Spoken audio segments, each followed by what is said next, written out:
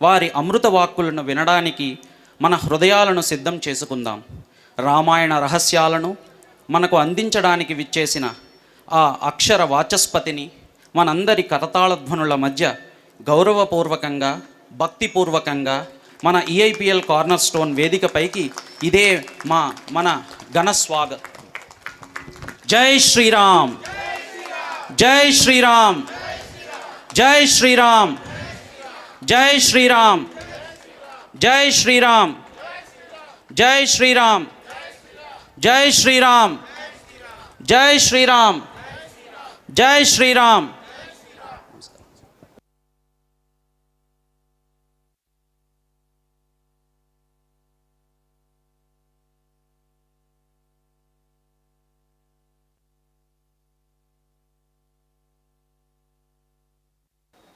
హరి ఓం. వందే మాతర గీతం వెలువడి 150 ఏళ్ళైన సందర్భంగా కేంద్ర ప్రభుత్వం ఈ సంవత్సరాన్ని వందే మాతర సంవత్సరంగా ప్రకటించింది.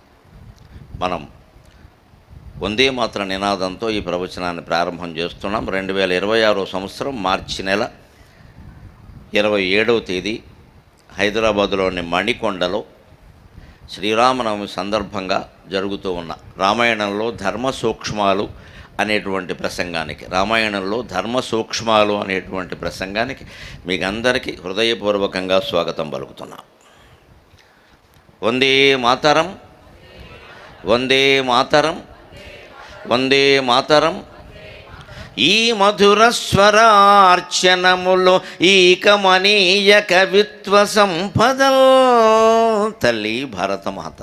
ఈ మధుర స్వరార్చనములు ఈ కమనీయ కవిత్వ సంపదల్ ఈ మురిపాల దేవతలు ఈ 16 మహోపచారముల్.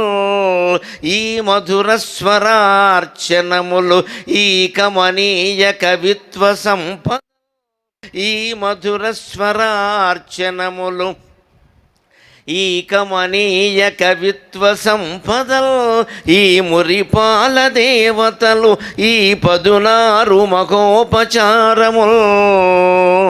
ఈ మమకార బంధములు ఈ నదులీ సరస్సుల్ సముద్రముల్ నీ మహనీయ గర్భమున తల్లి భారతమాత.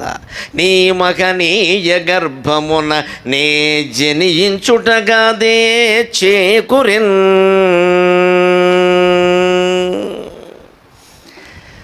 భగవంతుడికి మనం 16 రకాల ఉపచారాలతో పూజ చేస్తాం. విఘ్నేశ్వర పూజ దగ్గర నుంచి శ్రీరాముడి రామనవమి పూజ వరకు అన్నింట్లోనూ అలాగే చేస్తాం. సరిగ్గా అవి ఏమిటి అని చూస్తే మన ఇంటికి వచ్చిన అతిథికి చేసే సపర్యలు అవి.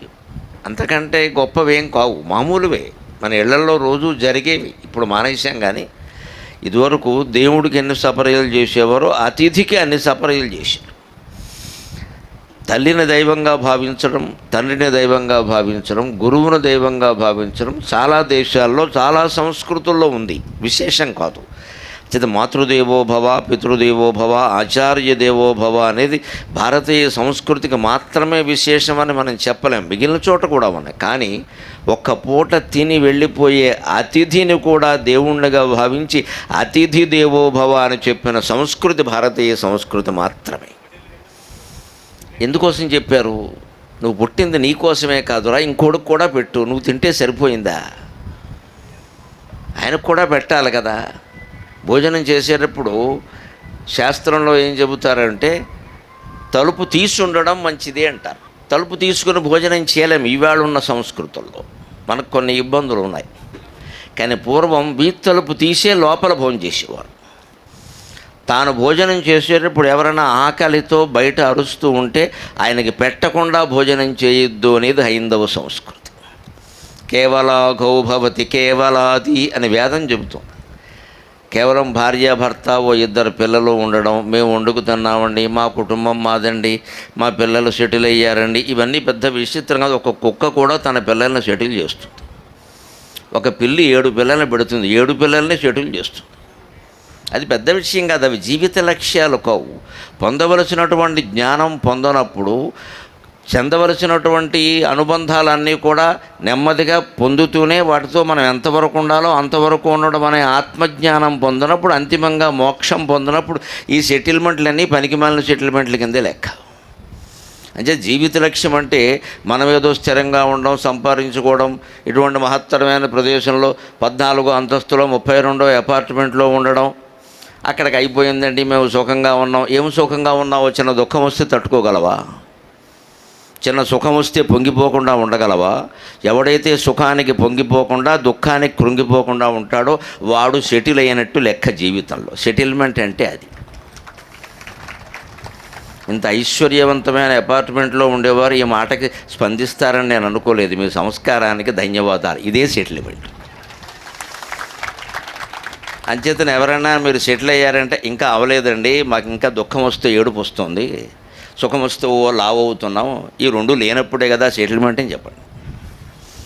అంచేత ఎవరు సెటిల్ అవుతారంటే సప్తఋషులు సెటిల్ అవుతారు. కశ్యపాత్రి, జమదగ్గిన, భరద్వాజ, గౌతమ, విశ్వామిత్ర, వశిష్ఠులు సెటిల్ అవుతారు. మనం ఎక్కడ సెటిల్ అవుతాం? మనం షటిల్ సర్వీసే.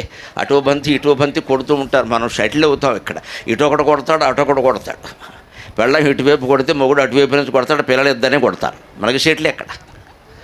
ఒక్కో దెబ్బ గోప వాచిపోతుంటే సెటిల్మెంట్ ఏమిటండి? సెటిల్ అవ్వడం అంటే అది కాదండి. చిన్న సుఖవి చితాకిచన చిందువేయు. మన దిక్కుమాలన్న మనస్సు ఎటు ఉంటుందంటే చిన్న సుఖవి చితాకిన చిందువేయు. ఇష్టదైవం అనేటువంటి కావ్యంలో మా అమ్మవారి దగ్గర నేను చెప్పిన పద్యం ఇది. అమ్మా, చిన్న సుఖవి చితాకిన చిందువేయు, చిన్న దుఃఖానికే ఎద చీలిపోవు. చిన్న సుఖవి చితాకిన చిందువేయు, చిన్న దుఃఖానికే ఎద చీలిపోవు. చిందువేయని చీలని చిత్తమెప్పుడు, చిందువేయని చీలని చిత్తమెప్పుడు, దేవి పాదములందున్నదే విముక్తి. ఇది మనం పరిశీలించుకోవాలి. రామనవమి ఉత్సవం అందుకే, రామాయణ కథ మనం చెప్పుకునేది అందుకే. కథ మీకు తెలవదని కాదు, నేను కొత్తగా ఏమీ కథ చెప్పను ఇక్కడ, కథ కోసం రాలేదు. ఇవాళ రామాయణంలో ఉండే ధర్మాలు కూడా కాదు, ధర్మ సూక్ష్మాలు చెప్పుకుంటాం మనం. ధర్మం వేరు, ధర్మ సూక్ష్మం వేరు. ధర్మం పైకే తెలుస్తుంది స్పష్టంగా. అందులో రాముడి కథలో ధర్మానికి ఏం అనుమానం ఉండదు. రాముడి జీవితం తెరిచిన పుస్తకం, మాయలు మర్మాలు ఆయనకి తెలియవు. అదంతా వేణుగోపాలస్వామి, ఆ కథ వేరే. అమ్మో, ఆయనకే అర్థం కాదు, మనకెక్కడ అర్థం అవుతుంది. రాముడి ధర్మం, శ్రీకృష్ణుడిది లీల. రాముడు ధర్మావతారం, కృష్ణుడు లీలావతారం, శివుడు జ్ఞానావతారం. ఇది వేరు. రామాయణంలో అనుమానాలకు అవకాశం అంత స్పష్టంగానే ఉంటుంది. దాచరమే ఉండదు రాముడి దగ్గర. విభీషణుడికి అభయం ఇస్తానంటే ఇస్తాడు, 10 మంది చూస్తుండగానే ఇస్తాడు. ఓ పక్క అభయం ఇచ్చి మళ్ళీ వెనకాల ఒక నిఘావాడిని పెట్టే రకం కాదే, నన్ను నమ్మాను వాడిని వదిలే అంటాడు అంతే. ఏమైనా అయితే ఏం చేయాలో ఆయనకు తెలుసు, ఆయన వీరుడు. అంత స్పష్టంగా ఉంటుంది. మరి ధర్మం ఉండగా ధర్మ సూక్ష్మం ఏమిటంటే, కొన్ని రామాయణ కావ్యంలో ప్రత్యేకంగా వాల్మీకి రామాయణం ఎలా ఉంటుందంటే ధ్వని కావ్యం. అది పైకి తెలియదు అర్థం. వాల్మీకి కొన్ని మహార్థాలు లోపల నిక్షేపం చేశాడు. నేను రామకథే చెబుతున్నాను, కానీ మీ కథ కూడా చెబుతున్నాను చూసుకోండి అని. పైకి మీకు రామకథలాగే కనపడుతుంది, ఇందులో మీ జీవితానికి చాలా ఉపయోగపడేటువంటి సూక్ష్మ అంశాలు చాలా ఉన్నాయి. అందులో ఇవాళ 2026 సంవత్సరం 21వ శతాబ్దం నాటికి ఉపయోగపడేవి మరీ ఎక్కువగా ఉన్నాయి. కాబట్టి చూసుకోండి అని చెప్పాడు. అవే ధర్మ సూక్ష్మాలు. ఆ సూక్ష్మాలను గ్రహించగలిగేటువంటి శక్తి భగవంతుడు మా వంటి వాళ్ళకి ఇస్తాడు. ఎందుకంటే అందరికీ చెప్పాలి కాబట్టి, లేకపోతే మాకెక్కడి నుంచి వస్తుంది? ఇస్తాడు. ఎవరే అబ్బాయి నువ్వు గ్రహించరా, నువ్వు చదవరా, నువ్వు 24,000 చదివావు కదా, ఊరికే పారాయణ చేయడానికి ఇక్కడ ఇందులో ఇది ఉంది, ఇందులో ఇది ఉందని గ్రహించి చెప్పవయ్యా అంటాడు. ఆ చెబితే ప్రయోజనం ఏమిటంటే చిన్న సుఖవి చితాకిన చిందువేయు, చిన్న దుఃఖానికే ఎద చీలిపోవు. సాధారణంగా మన మనస్సు ఎలా ఉంటుందంటే, ఒక సుఖం ఏదైనా వచ్చి యా అంటాడు వెంటనే. ఇక్కడ ఎంత పొడుగు యాయో అది. ఇంత చేస్తే ఏమి లేదు, జీతంలో ఇంక్రిమెంట్ వచ్చింది. బోర్డు ఇంక్రిమెంట్ ఏదో యా అనదగినంత గొప్ప విషయం, అసలు దానికంత సీన్ ఉందా? నీకు ఒక్కడికే వచ్చిందా ఇంక్రిమెంట్? ఇంక్రిమెంట్ రాగానే ఏమవుతుంది? ఊరికే ఇచ్చామంటే గంట డ్యూటీ పెంచామంటాడు. మరి అప్పుడేమంటాడు? యా అంటాడు మళ్ళీ ఇక్కడ చాపేసి. బ్యాంకులో గుమాస్తాగా ఉన్నామనుకోండి, సాయంత్రం 5ంటికి తాళాలు అక్కడ బారేసి పోవచ్చు. మేనేజర్ అయ్యామనుకోండి, 9 అయినా వెళ్ళడానికి లేదు. ఇప్పుడు మేనేజర్ గొప్పవాడా, గుమాస్తా గొప్పవాడు? నన్ను అడిగితే గుమాస్తా అదృష్టవంతుడు. గొప్ప తక్కువ నాకు తెలియదు, గుమాస్తా అదృష్టవంతుడు. 5ంటికి తాళాలు అక్కడ బారేసి వాడు భార్య ఫస్ట్ షో సినిమాకి వెళ్ళిపోతారు. ఈ మేనేజర్కి ఆ యోగం ఉందా? వీడి కోసం చూస్తూ ఆవిడ అంతే. అక్కడ బాధ్యత పెరిగిందంటే బంధాలు కూడా పెరుగుతాయి. దీనివల్ల ఏమైనా ఉపయోగం ఉందా అంటే తలనొప్పి తప్పితే ఏం లేదు.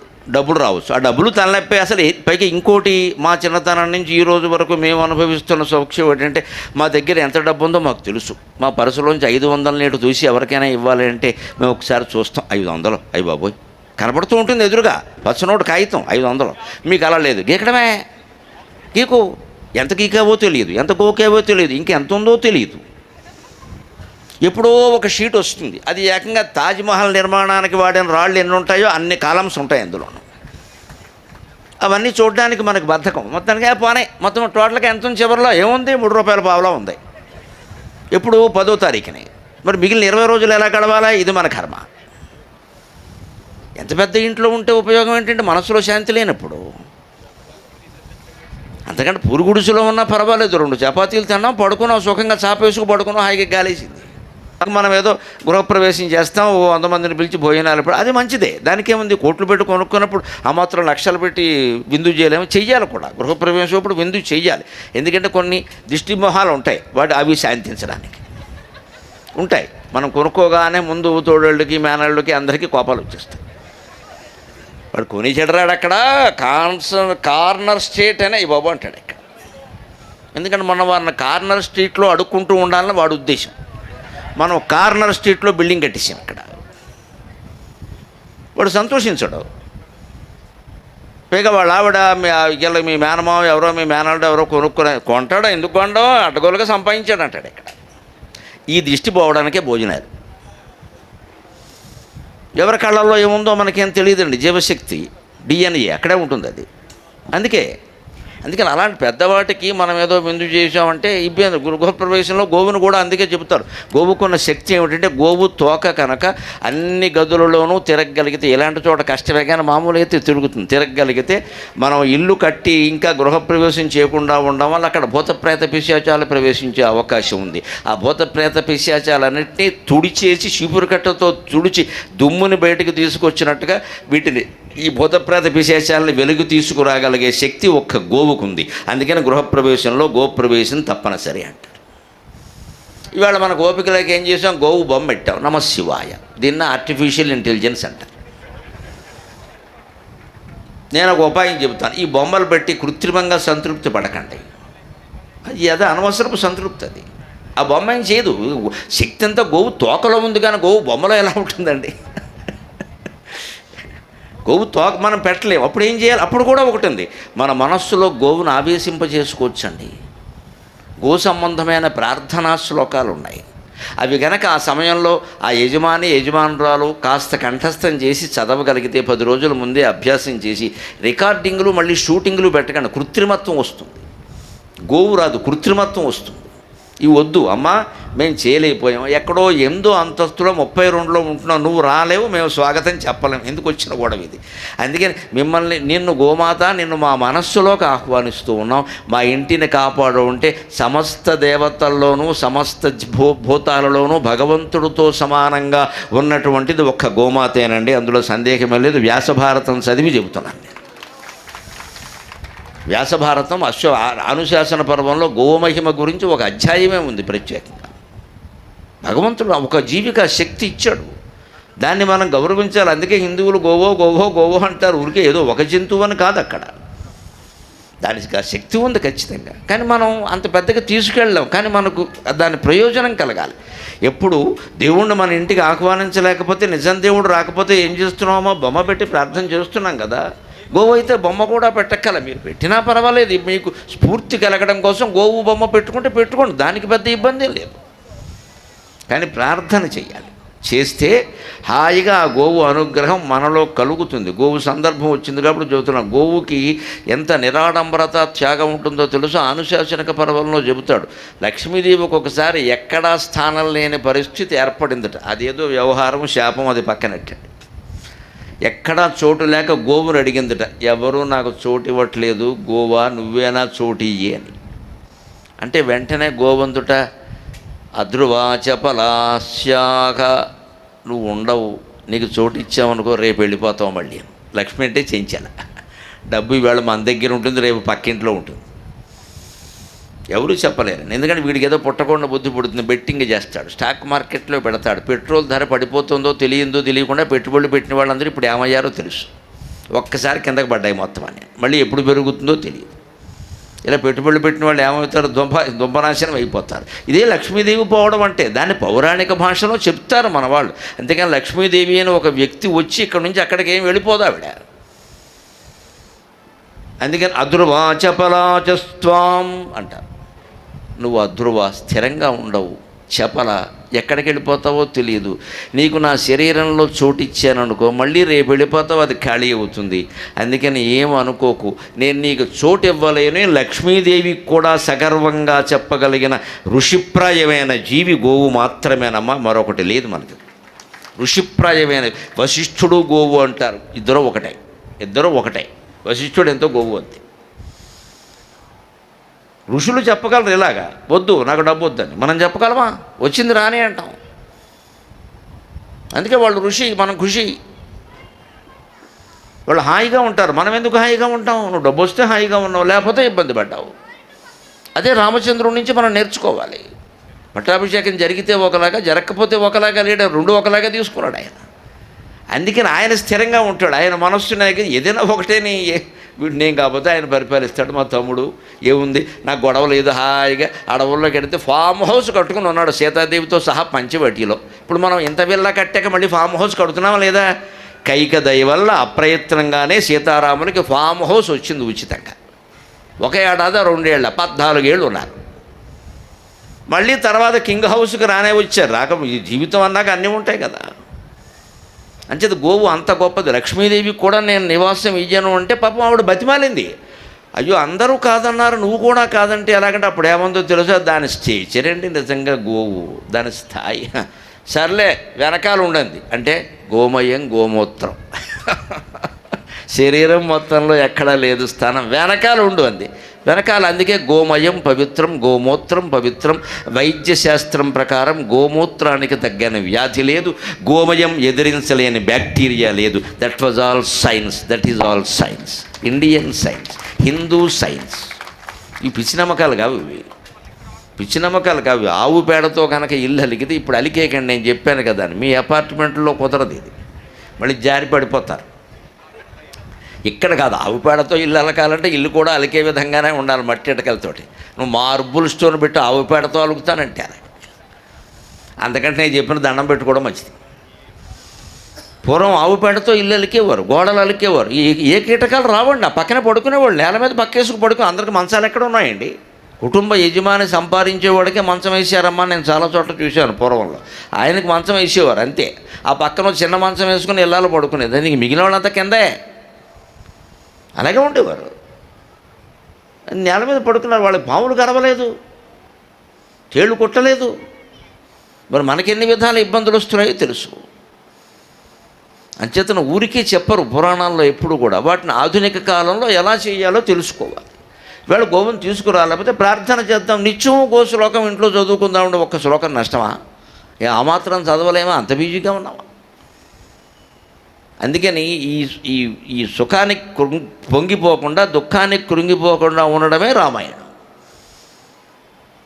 చిందువేయని చీలని చిత్తం ఎప్పుడు దేవి పాదమ్ములందున్నదే విముక్తి. శ్రీరాముడు అంటే దేవీ స్వరూపం. శ్రీరామో లలితాదేవి శ్రీకృష్ణ శ్యామలా స్వయం అని తంత్రశాస్త్రం స్పష్టంగా చెబుతోంది. రాముడు అంటే లలితాదేవి, శ్రీకృష్ణుడు అంటే శ్యామలాదేవి. ఇద్దరు అమ్మవారి యొక్క అంశలే. లలితాదేవి మూలం, లలితా పరాభట్టారిక, శ్యామలాదేవి ఆవిడ అంశ. ఒక సందర్భంలో అమ్మవారు ఆ రూపం ధరించి, ఆ రాముడు లలితాదేవి యొక్క స్వరూపం. లలితా సహస్రంలో ఉండే రహస్యాలన్నీ రామాయణంలో ఉంటాయి. దానికి దేంతో మొదలు పెట్టాలంటే బాలకాండతో. ఇవాళ మీరు రామ కళ్యాణం చేసుకున్నారు కాబట్టి ఒక కొత్త సంగతి చెబుతాను నేను. రామకళ్యాణం జరగగానే, రామకళ్యాణానికి మూలం ఏమిటంటే శివధనుర్భంగం. రామకళ్యాణం నాడు మనం ఏం చేస్తాం? పానకం పంచుకుంటాం, పానకం తాగుతాం కదా. రామకళ్యాణానికి పానకం ఎందుకు తాగుతారండి? వినాయకుడు అప్పుడు పానకం ఎందుకు ఉండదండి? ఆలోచించండి హిందూ ఆచారాల గురించి. రాముడికి పానకం ఇష్టం, రాముడికి పానకం ఇష్టం, సీతాదేవికి పూనకం ఇష్టం అని నేను రామాయణంలో ఎక్కడ చదవలేదు, అసలు ఎక్కడ లేదు ఇది. ఎందుకు వచ్చింది? సింపుల్ థింగ్, ఇది వేసవకాలం, అదే హిందూ ఆచారం అంటే. మన దేవతలు ఎంత గొప్పవాళ్ళు అంటే మనకి ఏ కాలంలో మన ఆరోగ్యానికి ఏది ఉపయోగిస్తుందో అదే వాళ్ళకి నైవేద్యం పెట్టమన్నారు. అంటే హిందూ దేవతలు మన అధీనంలో ఉంటారు. నీ ఇష్టమే, నా ఇష్టమరా, నాకు ఇష్టాలు ఏమిట్రా అమ్మాయి కూడా. జీవుడికి ఇష్టాలు ఉంటాయి, దేవుడికి ఉండవు. ఇష్టాయిష్టాలు ఉండేవాడు, రాగద్వేషాలు ఉండేవాడు జీవుడు, వాటికి అతీతంగా ఉండేవాడు దేవుడు. మళ్ళీ నాకు ఇష్టం అంటారు మీరు. ఈ ఇష్టం అనే దాన్ని పట్టుకుంటే వచ్చి ఇబ్బంది ఏమిటి? నేను రాముడికి 10 బిందెల పానకంతో అభిషేకం చేసే, చీమలు పట్టేసే, ఇప్పుడు ఏం చేస్తావు? ఈ పిచ్చి మొక్కలు ఏంటి ఇక్కడ? అదే గుడ్డి నమ్మకం అంటే. రాముడికి పానకం ఇష్టం అంటే 10 బిందెల పానకం వీడు చేసిన వాడు తగ్గుతాడా? ఆయన నెత్తి మీద బస్తావు పట్టుకెళ్ళి. పానకం నైవేద్యం పెట్టి నువ్వు తాగాలి కానీ ఆయన నెత్తి మీద బస్తావేంటే? ఇదే మనం చేసే పిచ్చి పని. దేవతలకు ఇష్టం అంటే దాని క్వాంటిటీ పెంచుదామని చూడొద్దండి, దాని క్వాలిటీ ఏమిటో గమనించండి. హిందూ వేదాంత రహస్యం అర్థం. ఉండ్రాళ్ళు వినాయకుడికి ఇష్టమైంది. ఆయన ఏం చపాతీ తిండా, బిర్యానీ తిండా, పెడితే తింటాడమ్మా. పెద్ద విషయం కాదు అది. అది భాద్రపద మాసం, వర్షాలు విపరీతంగా కురుస్తాయి, కడుపులో నెమ్ము చేస్తుంది, అరగదు. నూనె పిండి వంటలు అరగవు. ఇప్పుడు గ్యాస్ లేక నూనె లేక మనం అలాగే ఉన్నాం. ఇప్పుడు ఉండ్రాలు చేస్తావా, ఇడ్లీలు చేస్తావా అని. నువ్వు నూనె చేయాలంటే గ్యాస్ ఎక్కడదే? భాద్రపద మాసం, శ్రావణ మాసం వర్షాలు కురుస్తాయి. జఠరాగ్ని మందంగా ఉంటుంది, చాలా మందంగా ఉంటుంది. ఆ మందమైనటువంటి జఠరాగ్నితో పదార్థాలు అరగవు. నూనె పదార్థాలు తింటే కష్టం. అందుకని మన అజ్ఞానం ఏంటంటే వినాయక చవితి నాడు ఒక్కరోజు ఉండ్రాలు చేస్తారు, ఇంకెప్పుడు చేయరు. ఎప్పుడైనా అడిగితే ఇవాళ వినాయక చవితి అంటే తద్దినం కాకపోతే గారెలు వండరా? అంటే గారెలు వండాలంటే ఎవడో ఒకడో పోవాలా? అదేంటండి? ఆ రోజు ఎందుకు పితృదేవతలకు మాంసం ఇష్టం, ఎందుకంటే పితృలోకానికి మాంసానికి సంబంధం ఉందమ్మా. ఏవై చంద్రమండల పర్యంతం మాషై సూర్యమండల పర్యంతం అని మంత్రాల్లో చదువుతారు. మినువులకు ఎంత శక్తి ఉంది అంటే అవి గాల్లో కనుక ప్రవేశించగలిగితే సూర్యమండలం చేరగలుగుతాయి, మనం చేరలేము. ఆ మినువులు పితృమండలానికి చేరతాయి. మినువులకు ఆ శక్తి ఉంది, ఒక్కో ధాన్యానికి ఆ శక్తి ఉంది, ఒక్కో జీవికి ఆ శక్తి ఉంది. అన్ని శక్తులు మానవులకి లేవు, జంతువులకి ఉన్నాయి, మొక్కలకి ఉన్నాయి. ఎవరు అంటే మనం తినే ధాన్యం చంద్రమండల పర్యంతం, అవి చంద్రమండల పర్యంతం పెడతాయి అగ్నిలో వేస్తే, యజ్ఞంలో వేస్తే. అదే మినువులు వేస్తే పితృమండల పర్యంతం పెడతాయి. అందుకని పితృదేవతలు పితృకార్యం చేసేటప్పుడు మినువులు ఉండమన్నారు. గారెని కాదు, గారి కాకపోతే ఇంకోటి ఉండు, గారెలని వచ్చింది దానికి అంతే. ఆ మినువులు అక్కడ అంతే, మిగిలినప్పుడు ఉండొద్దని ఏం లేదు ఇక్కడ. ఉండ్రాళ్ళు భాద్రపద మాసం, ఎందుకంటే వర్షకాలం ఇంచుమించు ఆ వర్షకాలం 4 నెలలు వెళ్ళిపోయేవారు చాతుర్మాస్యం చేస్తారు సాధారణంగా.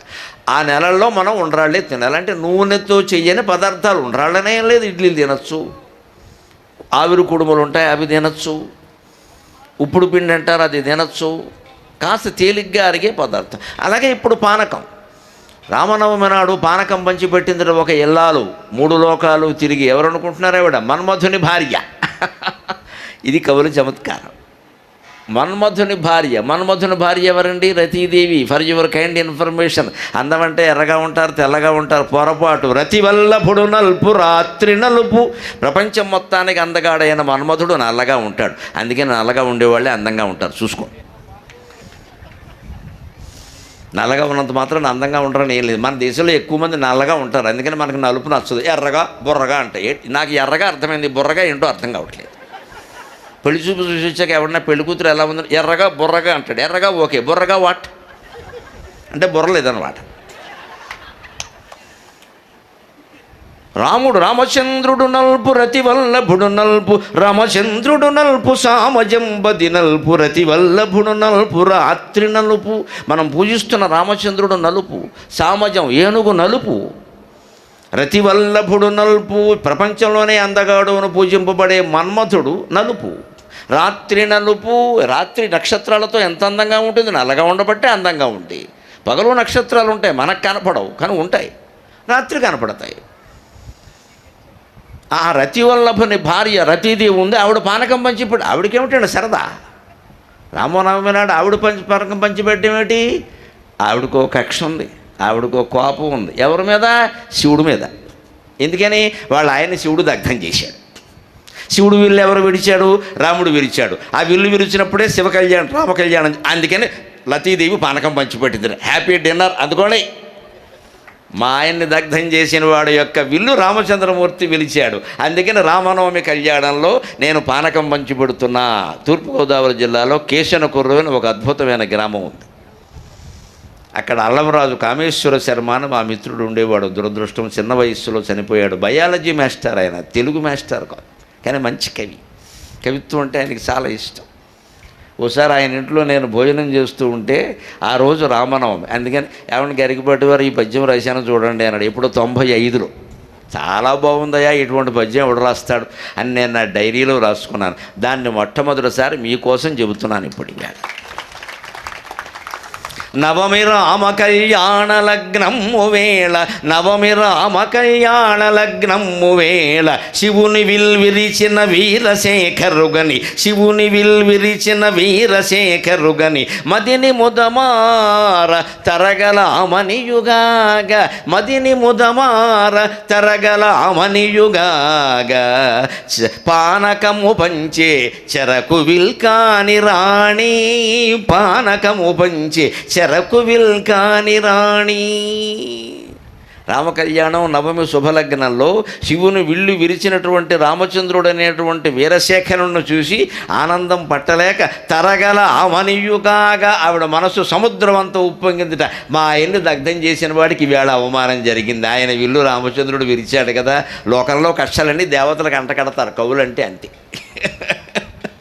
మన హిందూ ధర్మంలో, భారతీయ కవిత్వంలో, ఏ భాషలోనైనా కవిత్వం అంతే, మనకి మరీ తెలుగులో మరీ ఎక్కువ మన మనోభావాలే దేవతలకు ఆపాదిస్తాం అంతే. మనకి ఎవడి మీద నా కోపం ఉందనుకోండి, వాడిని మనం ఏం చేయలేకపోయాం. వాడిని ఎవడో గోపగల కొట్టాడు అనుకో, మనకి మా బాగా అంటాం మనం. ఇదే అంతే. శివుడు మన్మధుడు దగ్ధం చేశాడు. పాపం ఆయన ఏం చేయడం సాధ్యం కాలేదు. రతీదేవికి కానీ శ్రీ మహావిష్ణువుకి కానీ ఎవ్వరికీ సాధ్యం కాల.